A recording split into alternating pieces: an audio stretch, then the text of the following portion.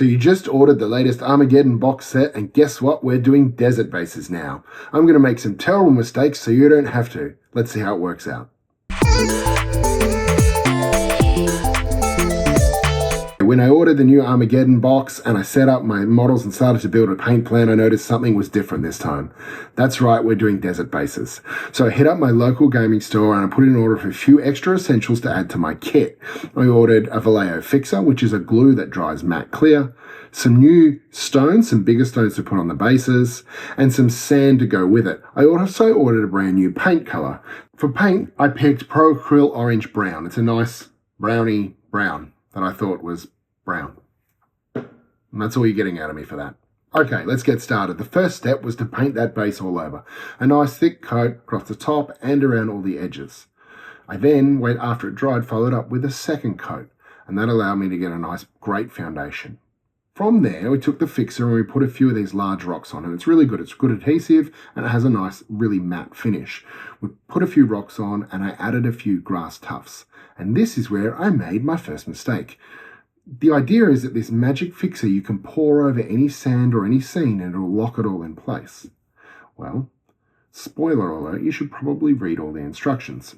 I poured sand all over this base, then I took an old brush and brushed out any of the random sand in the grass tufts, looks great, and began dripping on my fixer to set the scene. And because it was so dry, it just kind of beat it up into balls of goo on top of the sand and didn't soak in. Now, I probably could have waited for it to soak in and it would have been fine. But that's not what I did. I tried to brush it in, I tried to blow it with an air bottle, and in the end it just became a really big mess. So I wiped it off with most of the paint and I started again. So don't be me. Yeah, don't you say a word. Reset. This time, couple of grass tufts, couple of rocks. We did that part all right. But before I put the sand on, I put a thin coat of fixer all over the base. That gives it a nice base to stick to. Anyway, then I apply my sand all over the top. It's still a nice even mix, and whilst it's still wet, I'm able to sprinkle over a few extra bits of sand just to give a nice base. With this done, I leave it to set.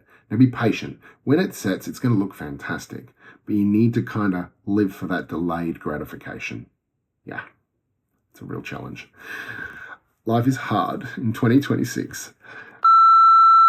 With that set, the second last step was to take out a dry pigment. I've got a yellow ochre here, and I'm just going to brush that all over the top of the model, and it creates a nice dusty, sandy feel. If you've got your minis attached to the base, it's also a really good idea to brush this on like the toes and the feet of the model, and it kind of integrates it into the scene. It's a really easy tip and an easy way to make them look integrated.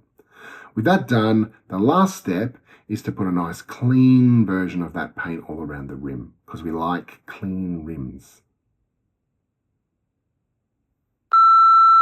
And then finally, we're done. Here's an example of the base fully completed, and here's an example of some of the marines that Geoff and I painted for our Painting Space Marines with a Space Marine project to help you guys get ready for Armageddon. And we did the same process there. Looks really good, huh? Easy to do, easy to set up, and doesn't cost a great deal either.